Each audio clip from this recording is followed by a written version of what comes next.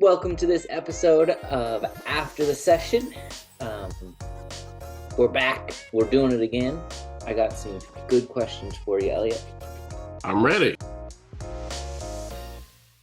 Oh, good. I was gonna say, do you want to see if your answers match my questions? If my... Don't I have to hear that question first to know if my answers will match it? We'll see. We'll see how it goes. All right. Anything you want to say before we just jump right in and do it? No, man. Well, I will say I'm excited to do this. I've been thinking a lot about teaching solution-focused brief therapy, and I don't know if it's as I age and go into more reflection, spending more time with you. I spent some time in the past couple of weeks with our good friend Chris Iveson, who's 30 years older than us. And I just want to make sure people understand how valuable it is to have the linguistics of the session broken down in this way. I hope if you guys watch this, you're entertained by what we talk about. I hope as you watch this, you're entertained and inspired by the dynamic between me and Adam. But I also want people to understand language matters in therapy. And in order to learn how to do this, you have to have an understanding of the language and how you use it in session. And this is not a kind of learning opportunity that people get all of the time. And I want people to understand how valuable it is. One of the things that's happening around me that is driving me nuts, and it's been happening around me for the whole time I've been in this field, but it's just driving me nuts more lately, is people will say solution-focused brief therapy works sometimes, or solution-focused brief therapy works with certain clients. And that's always driven me nuts. And I've always heard that as like an indictment on, can you use this approach with certain clients? And we know you can use this approach with all clients. But now I hear that as a different level of frustration, which is if you're using solution-focused brief therapy with a client, let's say I'm therapist A, and a client comes to me with problem B, let's say depression, and I try to use solution-focused brief therapy and it doesn't work. How arrogant is it for you to blame the approach as opposed to your application of the approach? And it really frustrates me. So we do this so people can actually learn. I think therapists are entitled. I think we are arrogant as a field. And if the client doesn't get better, I've never heard a therapist say, you know what, I just wasn't on my game that day, or I wasn't sharp that day, or I wasn't at my best that day, or maybe I don't know the approach I was trying to apply as well as I thought I did. They always blame the client. That client was resistant, not ready for change, didn't have proper insight, or they blame the approach. That approach doesn't work with that client. So the whole purpose of this is to give people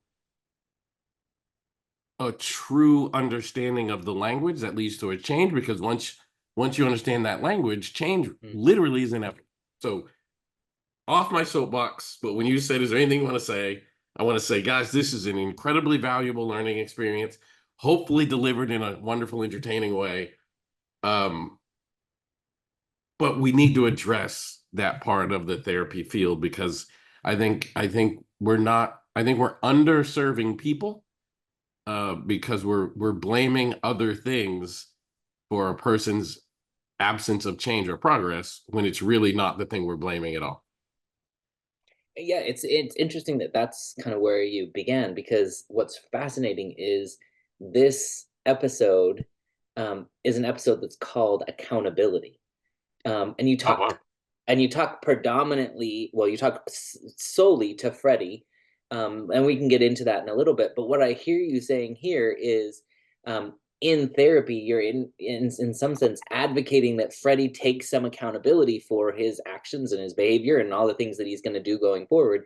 But I hear you making the same point for us as clinicians, is saying like, look, if this doesn't go well, the accountability actually falls on you, and to be really honest and open and transparent to say, look, it's not the approach that's not working here. I have to figure out what I need to do differently. So I think there's kind of this parallel process that happens that maybe you knew that was going to happen, but maybe you didn't. No, I did not. It's funny, Adam. You started this whole thing off by saying maybe your questions will line up or your answers would line up with my questions. Look at me, already lined up, just like that. I didn't know the name of this episode was accountability, and here we are, already lined up talking about accountability. But Adam, it's true. When I started doing this Black Effect podcast, they got me one of the most complex situations they can find. I mean, not on purpose, but it just so happens this is an incredibly complex situation. And it was really hard work. Like, Freddie wasn't super engaged in the therapy. Uh, David was pretty engaged from the beginning, but Jay was not. And never once did I think there's something wrong with the client. Or something wrong with the approach. It was like, I got to keep working at this until eventually, as the situation unfolds, you'll see, it goes better and does better and, all that. But this took some work and some effort. And the easiest way to ensure no progress is to blame something you don't have control over. In a weird way, accountability is amazing because it's about control. Anything I take accountability for, I can make changes there within. And I think that, I think that's important, especially when we're talking about something like therapy, which impacts people's lives. Mm-hmm. And Adam, like, so you and I have had someone very close to us get into a car accident recently. And this just popped in my head as I was thinking about this. Like, have you ever in your whole life heard an emergency room doctor, like somebody gets in a car accident and they go to the emergency room doctor says, I can't work with that person, they're not ready. Like, no, like, you just do your job, right? The moment you start blaming factors that you don't have control over, you become worse at the job you're trying to do, whatever that job is. I've never heard an emergency room doctor say, you know what, they're not, they didn't show up ready. I can't do it. They just do their job, right? They just do their flipping job. Mm-hmm. And I think therapy is the same. Doesn't matter. My job is to have a conversation that creates change.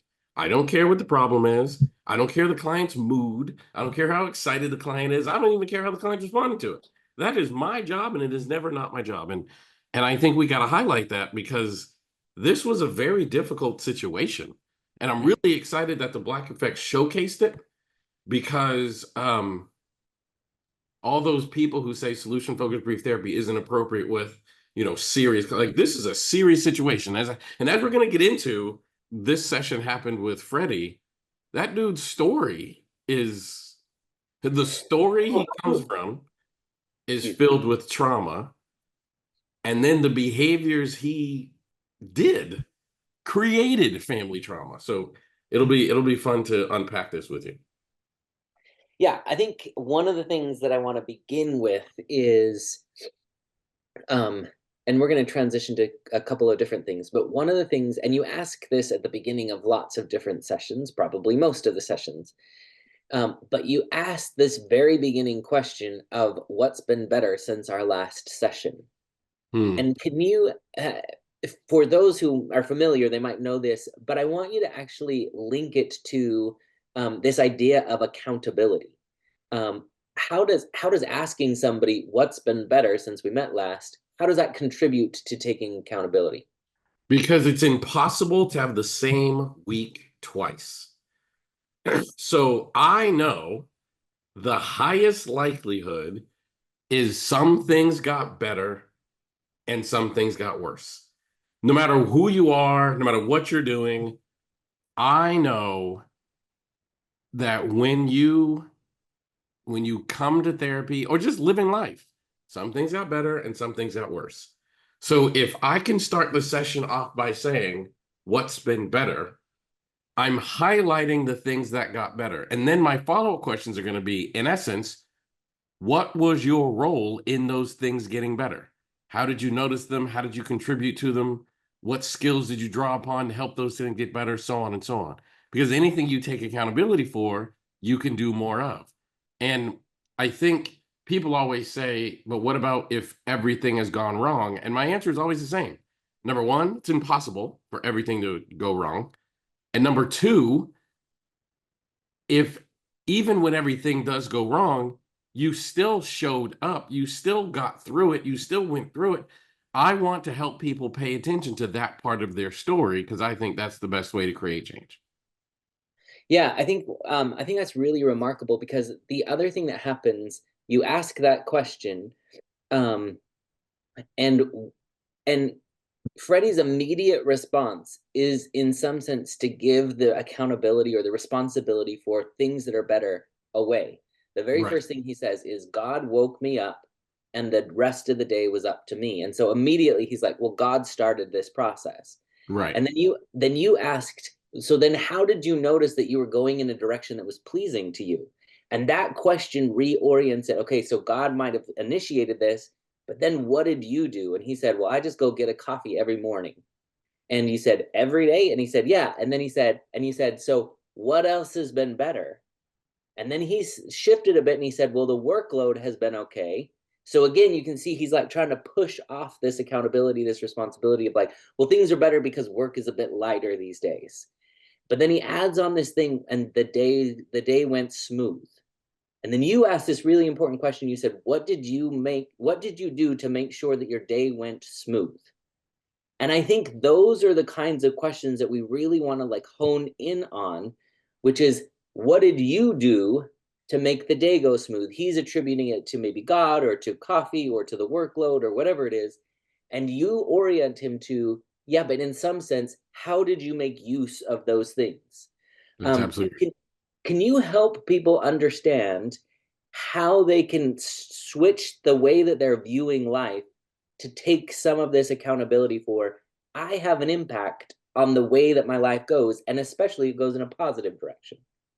Yeah, I think you absolutely said it, right? So in the work that we do, called solution focused brief therapy, if you guys don't already know, there's something called the miracle question.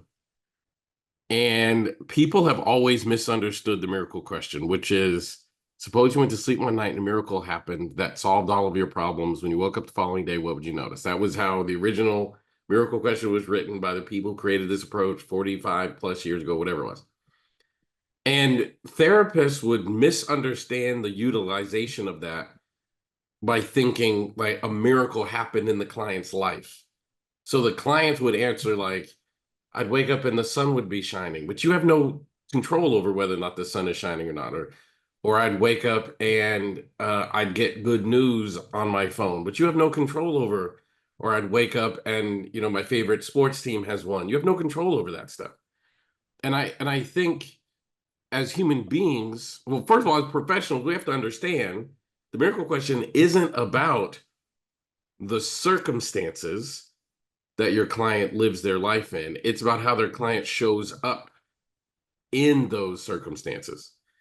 And I think as people, as we live our lives, we have to realize like our job is to show up as our best self. Um, we can't control the circumstances, or we can't control all of the circumstances that are happening around us. So the one circumstance we can control is how we show up.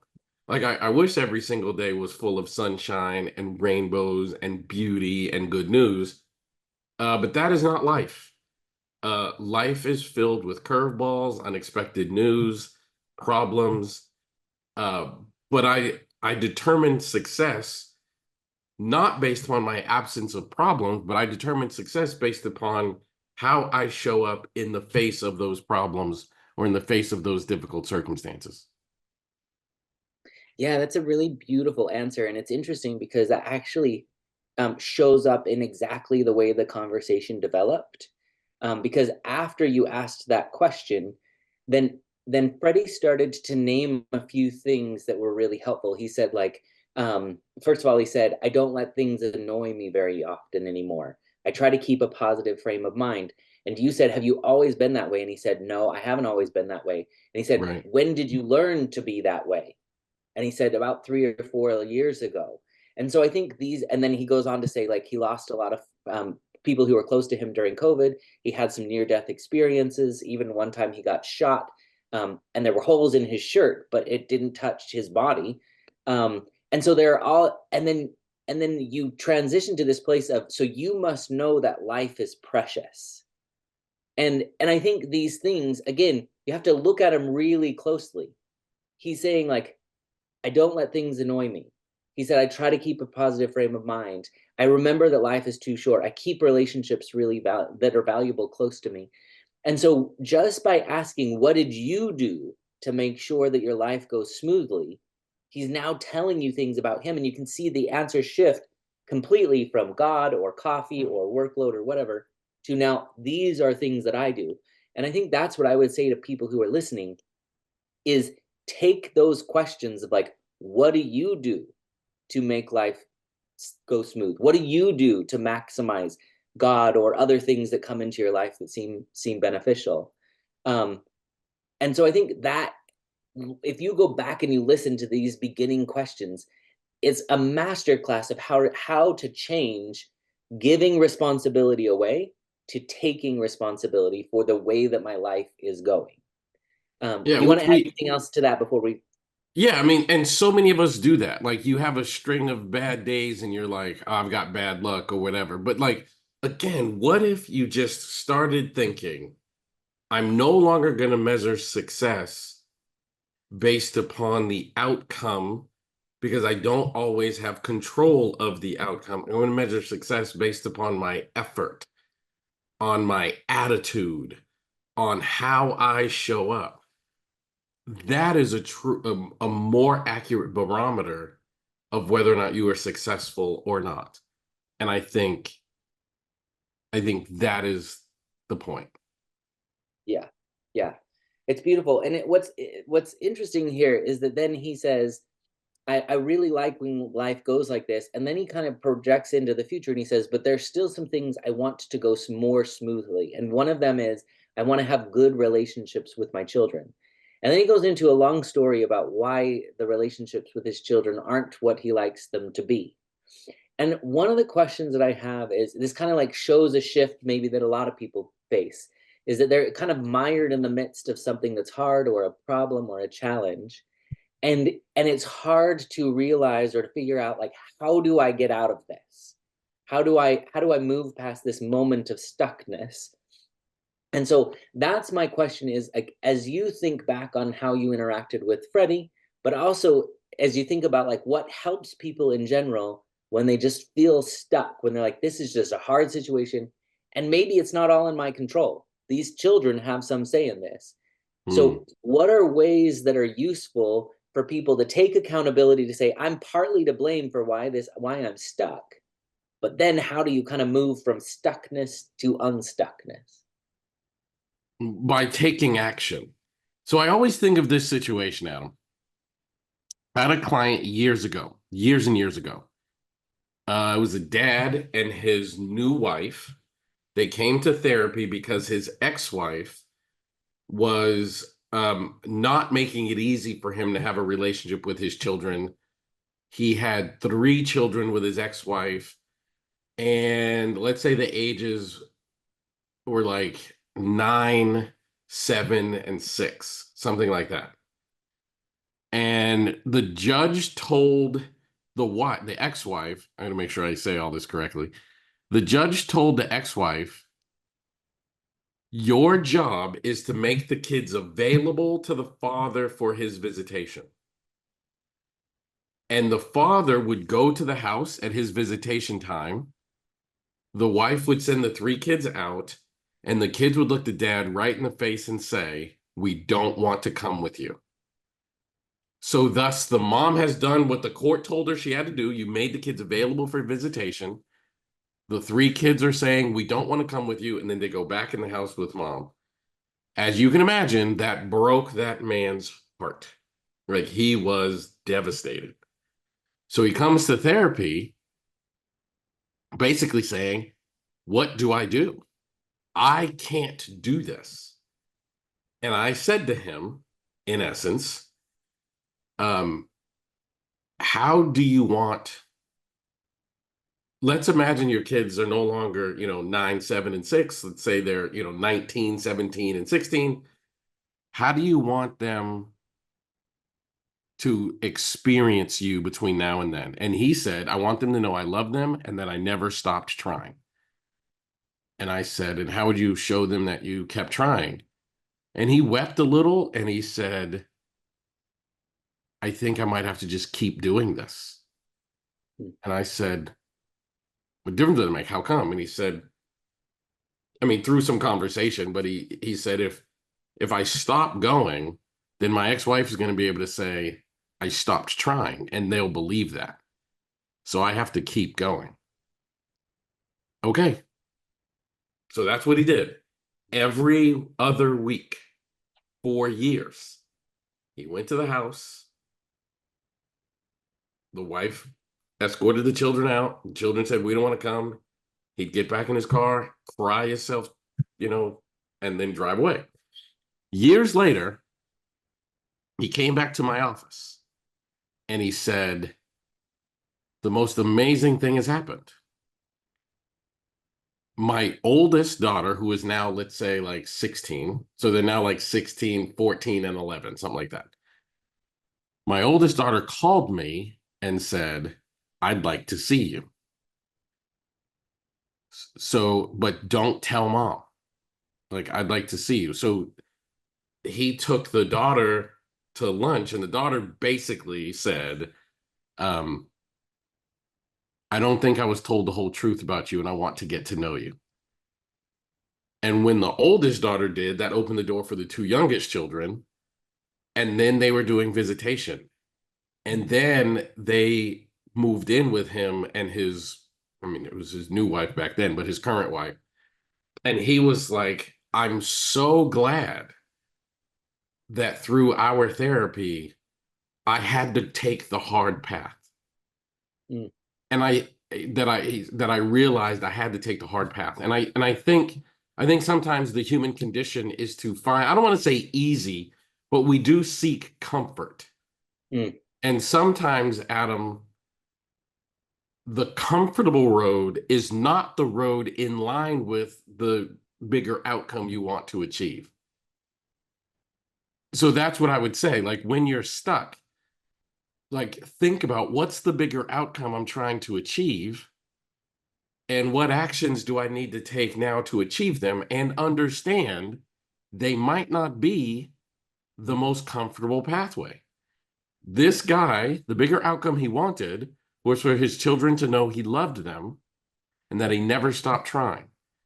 So that meant he had to show up every other week and cry and face a painful rejection so that one day the daughter, now 16, would be like, I don't think I was told the whole story. But had he quit, he still loved the child. He would have been quitting because, like, I can't take this pain, but the child would not have really understood that. And I think that's what I would say is like when you feel stuck, sometimes that stuckness is because you just don't want to do what's hard and uncomfortable. Mhm. And by the way, I understand. Like, I don't want to do what's hard and uncomfortable. Adam, you and I have had conversations about this. I don't really feel like the career path I've chosen has been easy or comfortable. There have been times I've called you and I said, bro, I don't know if I can't take this no more. This is hard. This is very, very hard. Being a black man in a position of leadership in the psychotherapy field, um, I have not always experienced a warm welcome. This has not been easy. But like, what's the bigger picture I'm trying to accomplish? Well, man, I got to keep going. I got to keep going down this path. So Mhm. I think that's the key here is sometimes people have to accept the thing I'm being asked to do is in line with my purpose, my why, my mission, my meaning. It just might suck today. Doesn't mean it's every day or whatever, but it just might Mhm. suck today. And that's why you're stuck, is because you're just choosing not to do the hard thing. Yeah, I think that's really consistent with what happened in the session with Freddie as well, because he said like I want to make promises to my kids, but I don't really always follow through with those promises. And you then said, would you be pleased if you could make promises and follow up on them? And he said, yeah, I would. They would. And then he went on to say it would change the whole dynamic of our relationship. And then there's this like really interesting exchange, which again I think is really important that people could kind of pull out. And it's really similar to what you were just saying. But you said like, if you did show up, what difference would it make? And he said it would mean I'm dependable. It would mean that I'm a man of my word. And he said, there's a project that I'm supposed to be working on with one of my kids. And there's nothing like taking on a project and seeing it completed. And he says that allows my kids to say, me and my dad did this together. And I think Right. there's two pieces in there that you just talked about was like one, it is hard and there will be challenges and there will be things that get in the way, but you have to be able to say it's more important for me to be the dependable man of my word version of myself, even if that takes a really long time. He talked about how one of his kids didn't pick up his FaceTime call and one of his kids didn't show up, and he said it's really, really hard. And I think that's one of the things that is important in this, like, taking accountability, is that we only have responsibility and accountability for our half of the interaction, Right. but we have complete responsibility for that half. If I want to be a dependable version of myself, if I want to be the man of my word version of myself, I have to be that 100% of the time, regardless of how the other part of the interaction goes.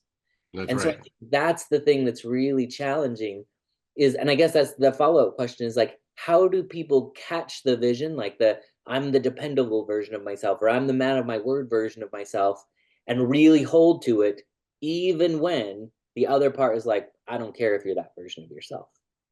Because it's not really about them, or it's not really even about the result. It's about who you want to be. Adam, I was thinking about you actually as you were talking and your level of dependability. And an example of your level of dependability as a father. If you guys have been following this channel and following our work for a while, Adam has 3 kids. His middle child is his son named Toby. And as Toby ages, and Toby's always kind of been this way, but as Toby ages, Toby will do things for like no apparent reason at all. Sometimes slightly mischievous things, but Toby's the kind of kid that'll be like, I want to like, I want to do this thing just to see if I could do it. Like he's that kind of kid. And one of the things Toby did was he did a fitness challenge called 75 Hard.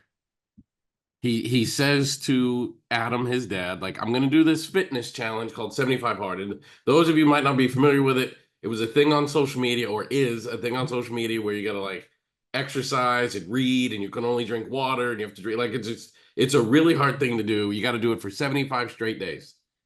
And if you do it for like 31 days and then you screw up, you got to start over. Like you have to do 75 consecutive days of this thing. So one day I'm hanging out with Adam and I notice he's behaving differently. He's doing, I got to do 30 minutes of workout outside. And I was like, what are you doing? And he explains, I'm doing 75 Hard with Toby. And I said, why? And he said, because I don't want Toby to do it alone. So I told Toby, I'll do it with you.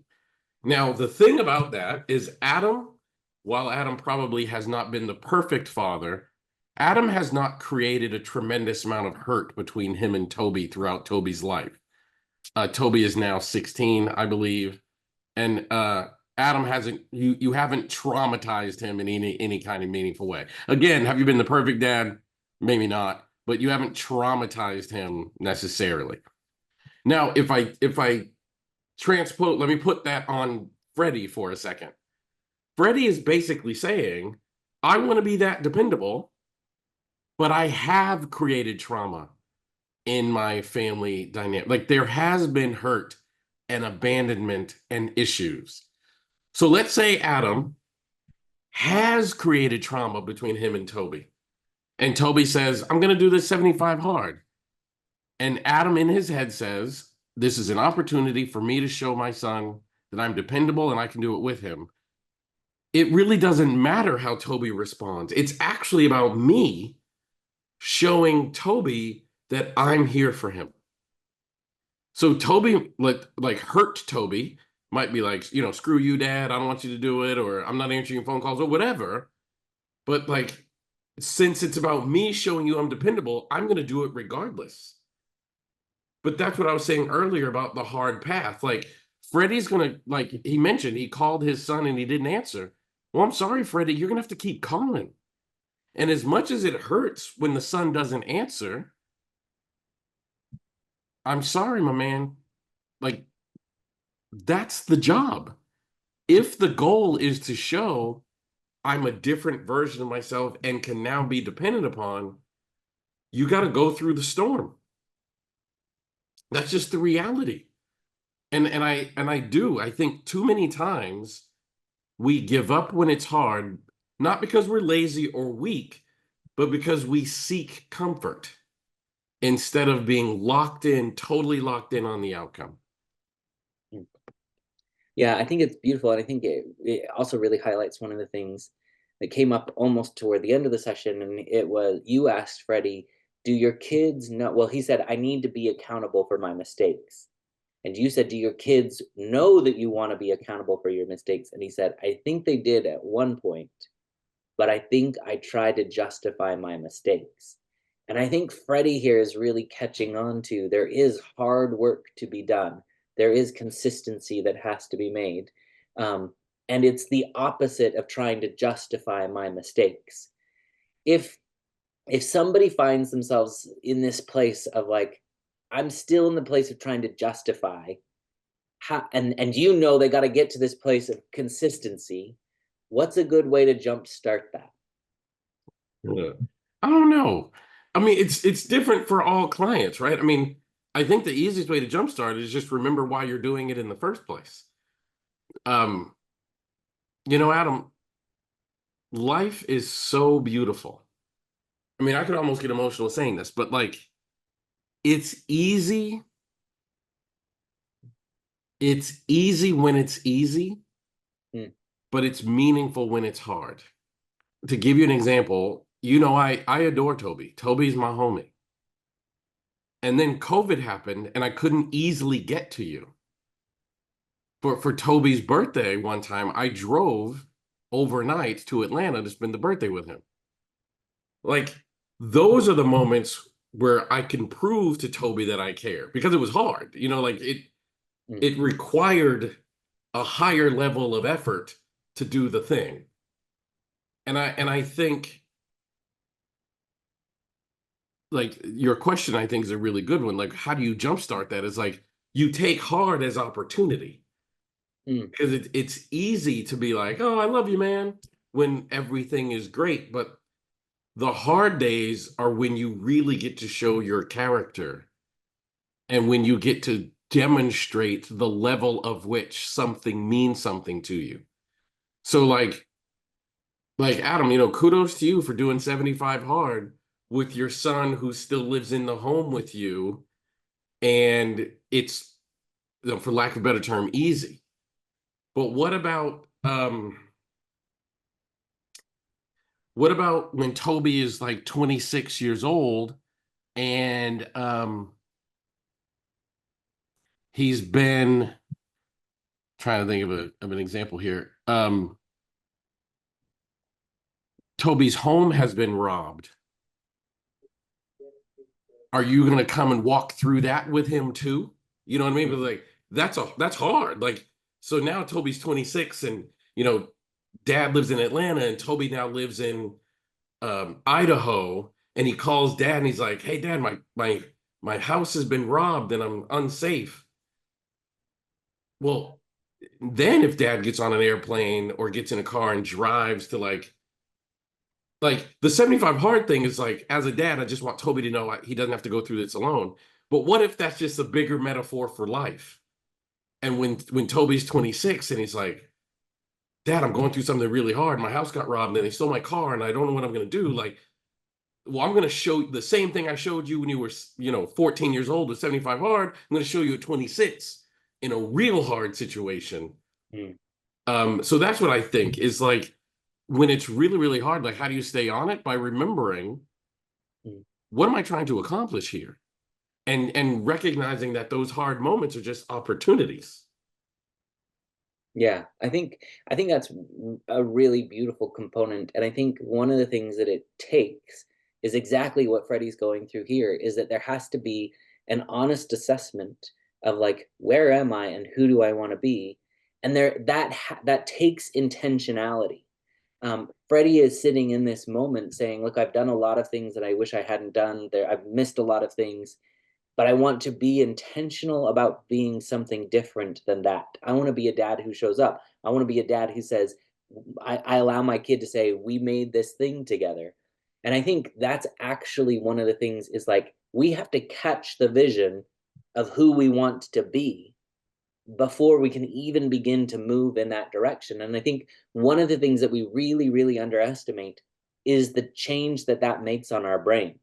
When we take Mm, enough time to be like intentional and to say, okay, I'm going to be this, and this is what it's going to look like, and I'm going to show up for my kids, and I'm going to do projects with them, I'm going to call them even when it's difficult.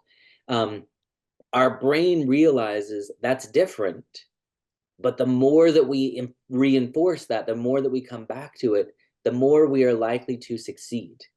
Um, and so I think that's the thing is that that's so powerful about the questions that show up in this session is that in essence you're asking Freddie to like self-assess, not what have you been, but what do you want to be? And you can see his language change throughout the thing of he's saying, I want to try to show up for my kids. I think that they know that I want to be accountable. I want to show them I want to be accountable again. That's very different language than where he started the session. And I think we have to have these kinds of conversations with ourselves to say, what version of myself do I want to show up as? And how is that going to make a difference in my life and other people's lives as well? yeah, I agree. I think there are a lot of clients over the years that have left an imprint on me, and Freddie will be one of them. Um, Mm, I think that like we think about the stereotypical problems of the black father and how that is portrayed in the media and those sorts of things. Um, this is a man who has made countless errors in his parenting that fall under the stereotype of how black fathers are portrayed. And I'm so grateful to the Black Effect and for iHeartRadio for allowing on this platform to show what the accountability journey looks like. Um, mhm. because I don't know that anybody's ever heard a father who's gone down the path Freddie has gone down, saying things like, "I want to show my kids I'm accountable. I want to show my kids I'm different now," and availing himself to the hard road to regain that. Like to me, that was one of the most inspiring things I've ever been a part of as a clinician. It was crazy. Yeah, and I think what a powerful thing if, like, as you said, if as a community, you can start hearing more and more narratives of, yeah, things might not have been perfect, but these are the things that I'm doing to rectify. These are the things that I'm doing to take accountability. This is the version of myself that I'm becoming. All of a sudden, absentee father turns into willing father, accountable father, a father who is working hard to reconnect.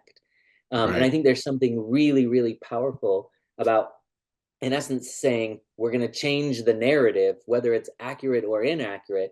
We're going to do really intentional things to change the narrative to say, we are people who are trying to reconnect with our kids, who are trying to stay connected to our children, who are taking accountability. I don't think it's just the Black community that could benefit from that. I think every community could to really benefit if people said, I'm going to take accountability for my mistakes. I'm going to try to rectify those things. Completely agree. Adam, in this session, did he say how many kids he had? Do Kids. we know that yet? Yeah, 7 kids. Yeah, he's got like 1,000 kids. um, but it's an amazing journey. And he talked about being defensive, but he wasn't any of that in my work with him. No. He was totally just like, here's what I want. Like I got to figure this out. And like he wasn't perfect. Like sometimes I'd say, what's been better? He'd be like, I didn't do the thing. I like you'll see as we go on, but he is definitely on a journey to rediscover fatherhood, and it is one of the biggest honors of my professional career to have been a part of that journey. That's awesome. Yeah, I think that's the final thing that I would say is um, maybe for each of us or the people listening, it's not about what kind of father you were, but I think that there are things in our lives that we wish could be better. And I think Freddie is a beautiful example of somebody saying, look, I'm gonna do the hard thing to become the better version of myself. And so that's, Yeah. I guess, the challenge that I'll give to each one of us is to honestly look at our lives and say, where could I be a better version of myself? Where can I take accountability? And what action do I need to take, even if it's hard, to become that better version of myself? I think we'd all be better if we can do that. 100%. All Wow. right. Thank you, brother. Thank you, sir. Always a pleasure. Of course, man. It's always a pleasure. All right, we're going to do it again. We'll come back again next time. But in the meantime, go out and be a better version of you.